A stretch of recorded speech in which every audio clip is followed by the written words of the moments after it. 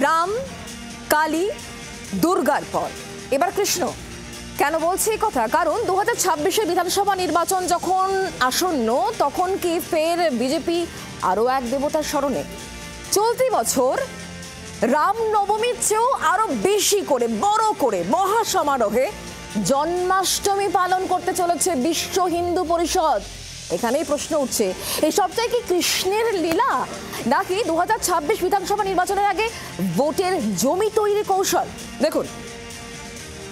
জয় শ্রীরাম, জয় জয় শ্রীরাম, जय मां काली,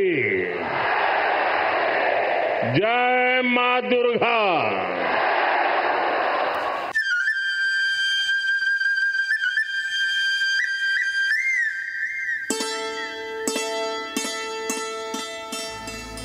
জয় শ্রীরাম, জয় মা কালী, জয় মা দুর্গা।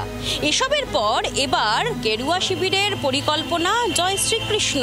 কারণ শ্রীকৃষ্ণের জন্মাষ্টমী সামনে রয়েছে, আর সেই জন্মাষ্টমীকে কেন্দ্র করেই গেরুয়া শিবির, বিশেষ করে বিশ্ব হিন্দু পরিষদের তরফ থেকে বড়সড় করে একটি কর্মসূচি নেওয়া হয়েছে।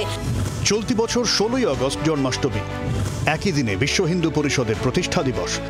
মূলত 14ই আগস্ট থেকে 24শে আগস্ট পর্যন্ত দেশ জুড়ে জন্মাষ্টমী পালন করবে বিশ্ব হিন্দু পরিষদ। দেশব্যাপী প্রায় 5 লক্ষ গ্রামে জন্মাষ্টমী উদযাপন করা হবে। চলতি বছর রাজ্যে গেরুয়া শিবিরের রামনবমী পালনের বহর অন্যবারের তুলনায় অনেকটাই বেড়েছে। রামনবমীর শোভাযাত্রা আয়োজন করেছে একাধিক হিন্দুত্ববাদী সংগঠন।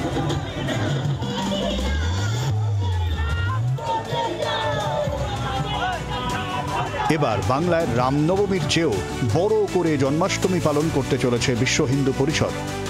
রাজ্যের 5000-এরও বেশি জায়গায় জন্মাষ্টমী উদযাপন করা হবে। কলকাতায় হবে 50টিরও বেশি শোভাযাত্রা। এছাড়া হাওড়া শহরের 25টি জায়গায়, হাওড়া গ্রামীণের শতাধিক জায়গায় জন্মাষ্টমী পালন করা হবে।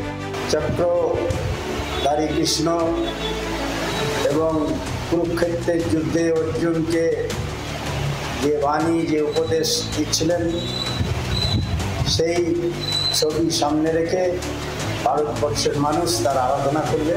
বিজেপির মতো বিশ্ব হিন্দু পরিষদও আরএসএস-এর ছাতার তলায় থাকা একটি হিন্দুত্ববাদী সংগঠন, যার সঙ্গে বিজেপির যোগ শুধু রাজনৈতিক স্বার্থে নয়, বিজেপির হিন্দুত্বের এজেন্ডা এগিয়ে নিয়ে যাওয়াও এই সংগঠনের অন্যতম লক্ষ্য। তাই প্রশ্ন উঠছে, ভোটমুখী বাংলায় শ্রীকৃষ্ণের জব কি বিজেপির জন্য ভোটের জমি তৈরির কৌশল? বিশ্ব হিন্দু পরিষদের প্রাক্তন কার্যকর্তা হিসেবে আমি কিছুদিন বিশ্ব হিন্দু পরিষদের একটি আয়ামে কাজ করেছি। জন্মাষ্টমী আমাদের বরাবরই বড় কার্যক্রম, তার জন্য এটা বিশ্ব হিন্দু পরিষদের কার্যক্রম। ভারতীয় জনতা পার্টি রাজনৈতিক দল হিসেবে এই ধরনের কোনো কার্যক্রমের সঙ্গে তো সরাসরি নেই। মানুষ যেখানে আছে, আমরা সেখানে আছি। উনি জন্মাষ্টমী পালন করতে পারেন, যা খুশি পালন করতে পারেন, তবে এইটুকু বোঝা যাচ্ছে শুধু রাম নামে ওদের আর ফিরে দিচ্ছে না। ভগবান রামকে নিয়ে যে রাজনীতি করেছে গোটা দেশের মানুষের কাছে এটা পরিষ্কার। সেজন্য ভগবান রামই ওদের উচিত শিক্ষা দিয়ে অযোধ্যাতে ওদের হারিয়ে দিয়েছে। এই বাঙালি বিজেপিকে কি করে তাড়াতে হয় খুব ভালো মতো জানে। 21-এ দেখিয়েছে, 24-এ দেখিয়েছে, শিক্ষা হয়নি, 26-এ বঙ্গোপসাগরে বিসর্জন দেবে। শ্রীকৃষ্ণের পুজো হয় উত্তর ভারতে, আপনি যদি দেখেন চক্রধারী কৃষ্ণ, হাতে সুদর্শন চক্র থাকে। বাংলায় কৃষ্ণ হচ্ছে বংশীধারী কৃষ্ণ, হাতে মাসি থাকে।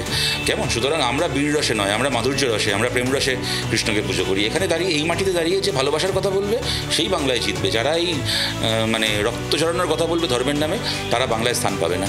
নানা মুনির নানা মত, শেষমেশ কার সহায় হবেন কৃষ্ণ, তার লীলা বোঝা বড় দায়। ক্যামেরায় অরিন্দমের সঙ্গে মৌমিতার রিপোর্ট, জি 24 ঘন্টা। বাংলার আওয়াজ, বাঙালির আবেগ, জি 24 ঘন্টা।